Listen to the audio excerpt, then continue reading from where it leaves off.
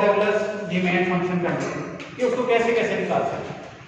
हमारे पास आपने लैग्रेंज पढ़ा होगा, लैग्रेंज फंक्शन पढ़ा होगा। अच्छा, आपके पास दो तरह के फंक्शन, एक आपका ऑब्जेक्टिव फंक्शन है। ऑब्जेक्टिव फंक्शन क्या आपने कहा? ऑब्जेक्टिव फंक्शन होता क्या, चलिए ऐसे डिफाइन करते हैं। ऑब्जेक्टिव फंक्शन क्या है यार? बड़ा आसान वर्ड से ऑब्जेक्टिव क्या है? ऑब्जेक्टिव फंक्शन क्या है? टू मैक्सिमाइज और मिनिमाइज। इसका मतलब है आपके पास यहाँ फंक्शन क्या होगा, मैं डिमांड की बात कर रहा हूँ, यहाँ कौन सा नहीं कौन सा फंक्शन होगा? अभी मैं कर रहा था कौन सा, मैं इसलिए कि आप लोगों को पता लगे कि आप लोग सो रहे हैं कि जाग रहे हैं। अल्लाह, अभी जो हम लोग कर रहे थे कौन सा फंक्शन कर रहे थे, बार बार जिस फंक्शन की बात कर, डिमांड फंक्शन। डिमांड में हम किस चीज को मैक्सिमाइज करेंगे? जी जी बोलो, वहां सही बोल रहे हो। अल्लाह, किसको? यूटिलिटी मैक्सिमाइज कर रहे हैं, ज्यादा ही गा रहे हैं, किसको मैक्सिमाइज कर रहे हैं? यूटिलिटी। इसका मतलब आपका ऑब्जेक्टिव फंक्शन क्या होगा? यूटिलिटी। और आपका कंस्ट्रेंट क्या है जो हम पढ़ रहे हैं बार बार? बजट कंस्ट्रेंट क्या है? P1 x1 plus P2 x2 is equal to. अच्छा, इसको अब हम पहले लैग्रेंज क्या कहता है? पहले मैं लैग्रेंज की बात आपको, लैग्रेंज कहता है पहले हम कंस्ट्रेंट को सॉल्व करेंगे किसके लिए? जीरो के लिए। कंस्ट्रेंट को सॉल्व करेंगे जीरो के लिए।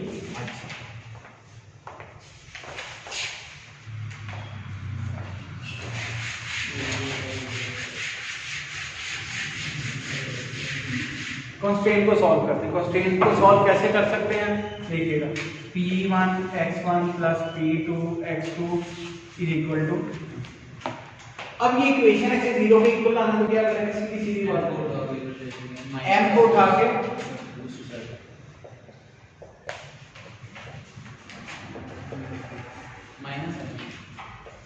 इसको ऐसे कर सकते हैं। दूसरा m minus P1 x1 minus P2 x2 ठीक है। अच्छा, इसका लैग्रेंज फंक्शन बनाना है। इसका क्या बनाना?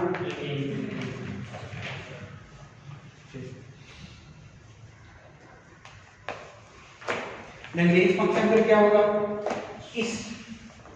इसको करते हैं, ये बुक में ये किया होगा। इसको जब करेंगे तो माइनस करेंगे, ठीक है, बुक में किया इसलिए मैं आपको ये करवा रहा हूँ, ठीक है। दूसरा जो दूसरा मैंने किया था, दूसरा केस स्टडी, उसमें हम उसे प्लस कर सकते हैं। क्या कर सकते हैं? याद रखना आप लैग्रेंज का क्या करते हैं? सुनते ना, मेरी सुन रहा है। लैग्रेंज का क्या करते हैं? पहले लैग्रेंज का याद रखिएगा, ऑब्जेक्टिव फंक्शन के साथ यहाँ से प्लस करते हैं या माइनस करते हैं, याद रखिएगा। हमें आज तक कंफ्यूजन होती है किस चीज की? अगर मैं m को इस तरफ लेके आता हूँ तो फिर क्या करूँ, अगर इसको इस तरफ लेके आता हूँ तो फिर क्या करूँ? याद रखिए, ये जो सूरत हाल है जिसमें मैं m को इस तरफ, इसमें मैं माइनस करूंगा। कैसे लिखूंगा? देखिएगा, माइनस, ठीक है, ये ठीक है, और यहाँ मैं ऑब्जेक्टिव में अभी तक जनरल लिख रहा हूँ x1 और x2। अभी मैं जनरल लिख रहा हूँ, इसे अभी एक और प्रैक्टिस भी करते हैं। हम लोग जब सॉल्व करते हैं मैक्सिमम के लिए या मिनिमम के लिए, तो याद रखिएगा लैग्रेंज फंक्शन में हम क्या करते हैं? पहले हम utility function, objective function minus Lagrange, इसको लैग्रेंज बोलते हैं, और इसको हम लिखते हैं लैग्रेंज ऐसे L, ये लैग्रेंज फंक्शन, ठीक है, याद रखिए। अच्छा, मैं आपको अब यूटिलिटी की जगह हम डिफरेंट फंक्शन फिर कर सकते हैं। हम क्या कर सकते हैं?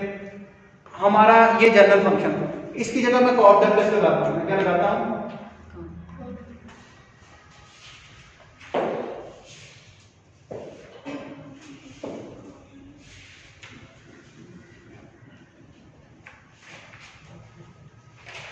कॉफ डगलस मैंने उस दिन बताया था, x1 की पावर c है और x2 की क्या है?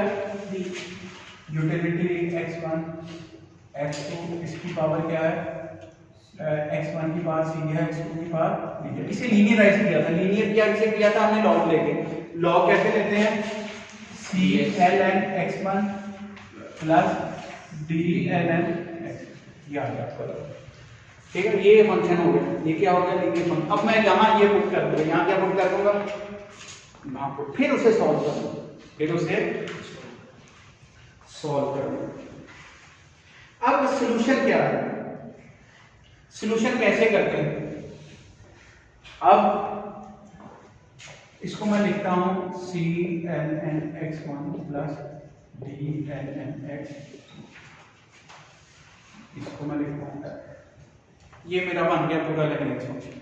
अब इसे मैंने सॉल्व करना है, लैग्रेंज को क्या करना है, सॉल्व।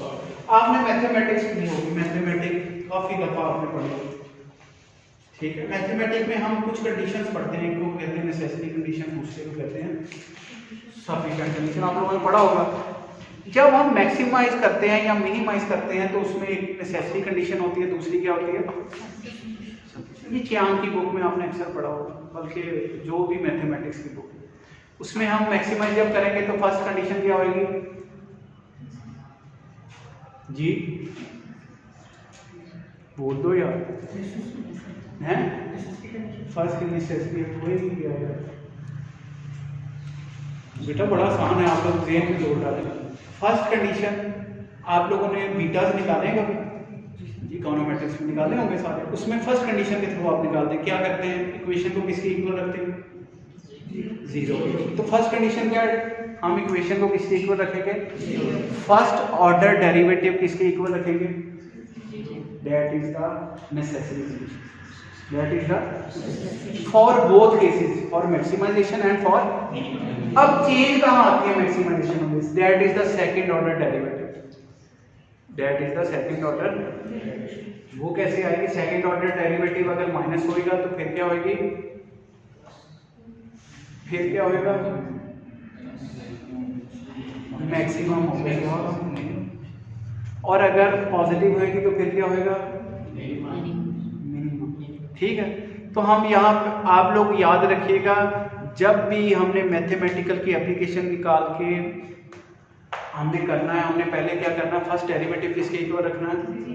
अब हमने, मैं आपको क्यों बता रहा हूँ, क्योंकि हमने इसको बोलते हैं नॉर्मल इक्वेशन, क्या बोलते हैं, नॉर्मल इक्वेशन। हमेशा आप नॉर्मल इक्वेशन बेस इक्वेशन होती है जिससे आप कैलकुलेशन शुरू करते हैं। कभी आप इकोनोमेट्रिक्स अभी पढ़ेंगे तो आप देखेंगे जब बीटास निकलते हैं तो हम उन इक्वेशन को जीरो के इक्वल लिखते हैं, और वो जब भी जीरो के इक्वल करेंगे उसे क्या बोलेंगे, नॉर्मल इक्वेशन।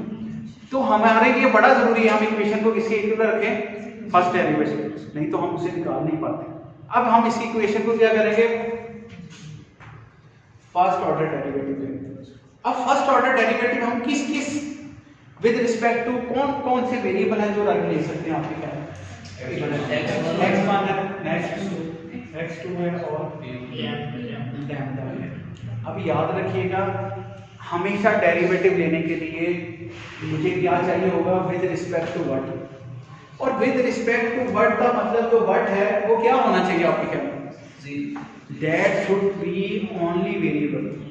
आपके इसमें तीन वेरिएबल है मेरे ख्याल, इसमें क्या है, और कौन से वेरिएबल, जो एंडोजीनस वेरिएबल, p1 भी वेरिएबल, लेकिन p1 is taken as such given outside the p1 की हम वैसे ही वैल्यू ले रहे हैं। तो कौन कौन सी जिसको मैं डिटरमिन करने की कोशिश कर रहा हूँ, किसको डिटरमिन करूंगा, m को क्यों नहीं ले रहा, m is also taken from outside of the market, m is also taken outside of the, जैसे m की प्राइस, आप m का डाटा बाहर से, मैं आपसे पूछूंगा भाई कितनी से आपकी बजट कितना है, मैं ये नहीं कर सकता कि इसे मैं कैलकुलेट कर सकता हूँ, ठीक है। अच्छा जी, दूसरा लैम्डा, ये कौन वेरिएबल, ये किसी सिलसिले में आपको बता रहा है कि इसमें अगर चेंज आती है तो फिर कितनी चेंज है, ठीक, ये लैम्डा कौन देता है, लैग्रेंज वाला, ठीक है। अच्छा जी, चलिए ये तीन हो गया। अब हम बारी बारी लेंगे, बारी बारी फर्स्ट x1 के through with respect to x1 लेंगे डेरिवेटिव, मैं इसका curly L over curly x, curly L over curly x, curly L over curly lambda. Derivative याद है किसी बच्चे को कि ये भी नहीं याद, डेरिवेटिव आप लोगों को, मैं आप लोगों को बात बताऊं, मैथमेटिक्स में, माइक्रो में, माइक्रो में या मैक्रो में एप्लीकेशन जो है वो दो ही सब्जेक्ट से आते हैं। एक ज्यादा मैथमेटिकल है जब हम ड्राइव करते हैं मॉडल्स को, तो फिर उसके बाद जब अप्लाई करते हैं तो इकोनॉमेट्रिक्स। कोशिश कीजिए कि ये तीनों सब्जेक्ट, चारों सब्जेक्ट जो है, जो आप लोग का फर्स्ट सेमेस्टर है, उसमें कोशिश की जाती है कि हम लोग चारों सब्जेक्ट जो हैं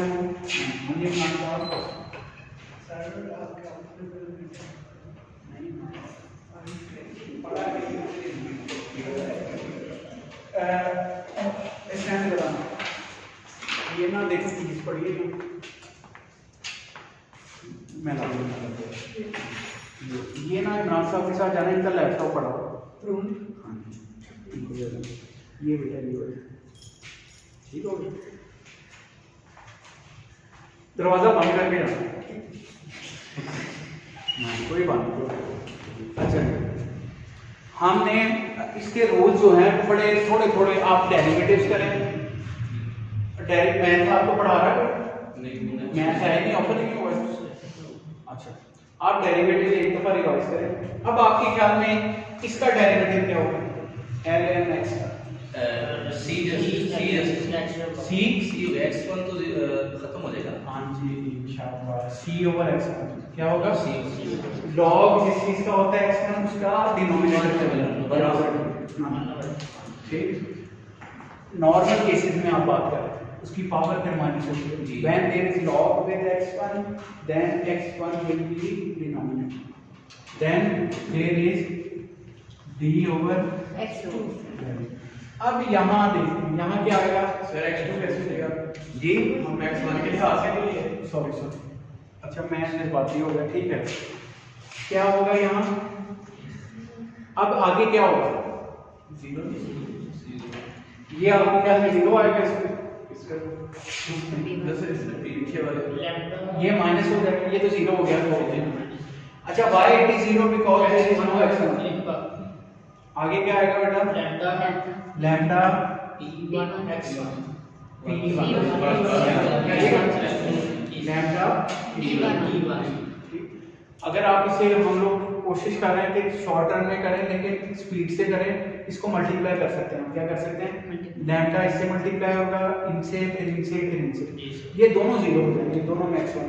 तो यहाँ जो है x1 की पावर जो है वो 1 है, मतलब तो ये क्या हो जाएगी 1 माइनस 1, तो ये 0 हो जाएगी, तो x1 किसके इक्वल आ जाएगा? 1 के इक्वल। जब भी किसी की पावर जो है वो 0 हो जाती है तो इसके इक्वल हो जाता है 1 के। तो यहाँ ये अब आप लैम्डा ये x2 with respect to x2, ये यहाँ x2 नहीं है तो ये 0 हो गया। अब यहाँ d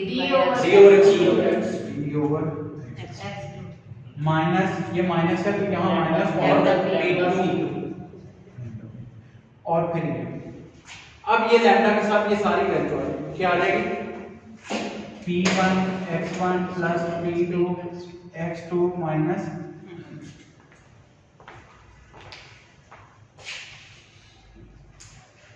ठीक है जी। ये आपका हो जाएगा 3 normal equations, 3 normal equation. Normal equation कब बनेगी? When we keep these equation equal to 0 value, ठीक है ये 3। अब इन तीनों को सॉल्व करना है आपने by the rule of substitution और एलिमिनेशन मेथड, जैसे भी आप कर सकते हैं।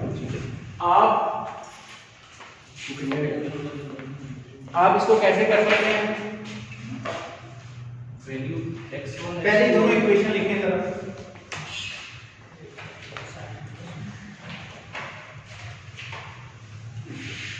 मैं ऊपर करने लगा, पहले दोनों इक्वेशन जो है ये देखिए, c over x1 minus lambda p1 is equal to 0। Sir last वाले फाइनल में होंगे जी लास्ट इक्वेशन में, लास्ट इक्वेशन में हम विद रिस्पेक्ट टू लैम्डा नहीं होंगे सर वो जो माइनस है वो मल्टीप्लाई नहीं होगा, माइनस नहीं बोल, लैम्डा से पहले जो वाला माइनस है विद रिस्पेक्ट टू लैम्डा।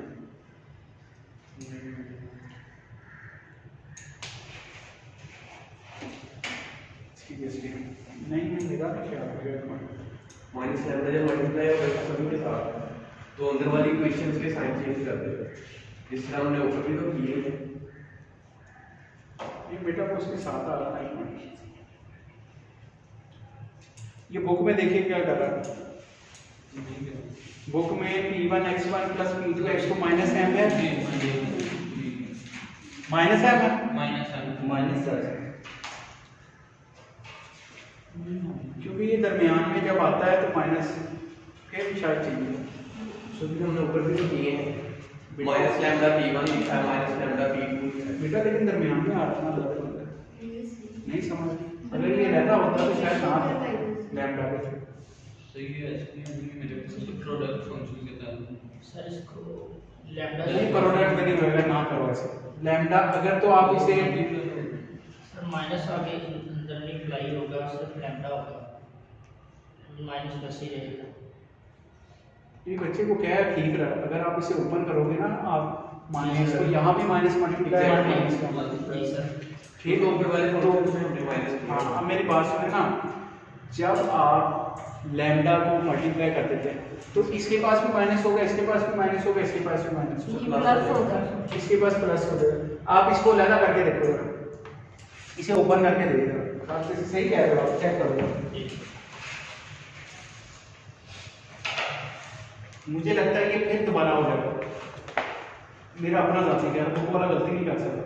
जब आप इसको ओपन करके दोबारा निकालोगे ना तो फिर इसके साइन बदल जाएगा, चेक करो।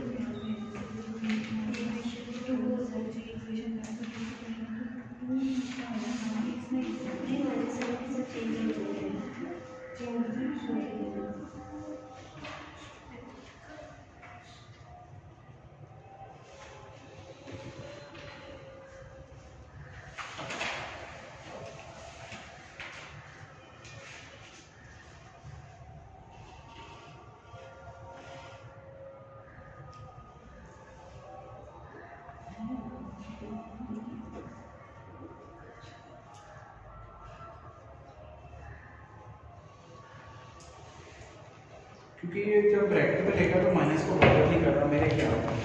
तो ये मिडल में सिर्फ जनरल है, उसको सिर्फ लैम्डा कर रहा है, उसको नहीं करना है। नहीं सॉरी, सपोज अगर यहाँ पर ले लेते हैं हम मैथमेटिकली 2 ले लेते हैं तो सिर्फ 2 मल्टीप्लाई करेगा पूरी ब्रैकेट जो अंदर इक्वेशन है उसके साथ, ये बाहर से इसको माइनस कुछ नहीं करेगा। मैं वही कह रहा हूँ ओपन करके देखिए यहाँ पे एक बार, ताकि सामने हो जाए। अच्छा भारत, अभी थोड़ा सा हम देखें, ये फर्स्ट इक्वेशन को सॉल्व करते हैं। किसको सॉल्व करते हैं? इस इक्वेशन को सॉल्व करते हैं डेल्टा लैम्डा पर। ये आएगा c/x1 is equal to lambda p। Lambda निकाल लेते हैं, लैम्डा क्या आएगा? c/x1 और 1/, ठीक है जी, ऐसे कर। अब ये लैम्डा हो गया, दूसरी इक्वेशन से भी लैम्डा निकाल। सेकंड इक्वेशन से लैम्डा क्या आएगा? d/x2 1/p2 is equal to lambda. क्या ठीक ऐसे ही आएगा? ठीक है, मैं डायरेक्ट लिख दूंगा। अब अगर ये बोथ ये साइड्स इक्वल होंगी तो ये दोनों भी क्या होंगे? इक्वल होंगे, तो हम इसे निकाल सकते हैं। d/x2 1/p2 is equal to c/x1 1/p। इसको आप सॉल्व करें, आप इसे कर लें सॉल्व, p2 के लिए करने बेशक, नहीं तो x1 के लिए करने का है, जैसे भी आप कर सकते हैं।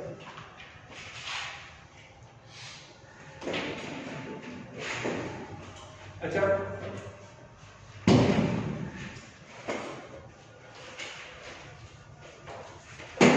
अगर आप x1 के लिए कर लेंगे, अच्छा मैं बुक से डिफरेंट कर रहा हूँ, अच्छा बुक वाला भी आप कर सकते हैं।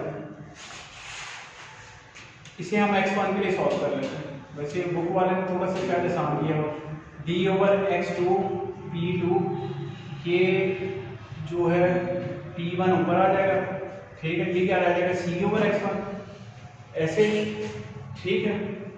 तो हम क्या करते हैं, हम इसे लिखते हैं x1 इस तरफ ले आए, c/x2 p2 ओवर d/p1, ये मेरा x1 आ रहा है। ये क्या आ रहा है? फिर हम इसको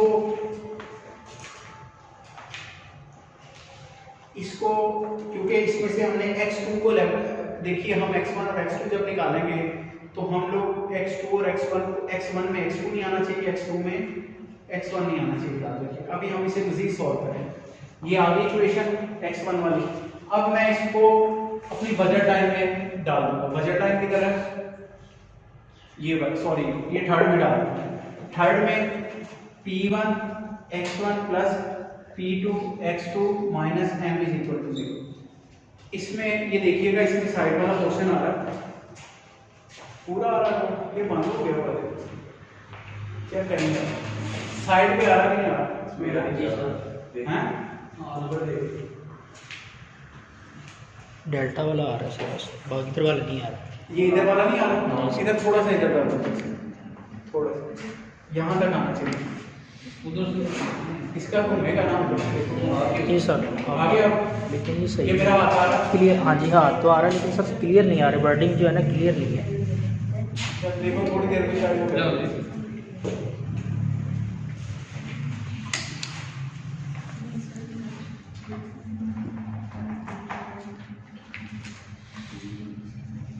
पढ़ा नहीं। ठीक है, क्लियर। अच्छा अब आपने क्या करना है, इस x1 की जगह आप ये वैल्यू पुट कर दें, ये क्या सी वैल्यू पुट करते हैं, c x को p2 over t p1 plus p2 x2 minus, अब ये आपने सॉल्व करना है x2 के लिए। अब जो x2 आएगा that will be function of p1 p2 c and d, याद रखिए endogenous function should be only function of exogenous के लिए। x2 के लिए x2 के लिए सॉल्व करें जरा से,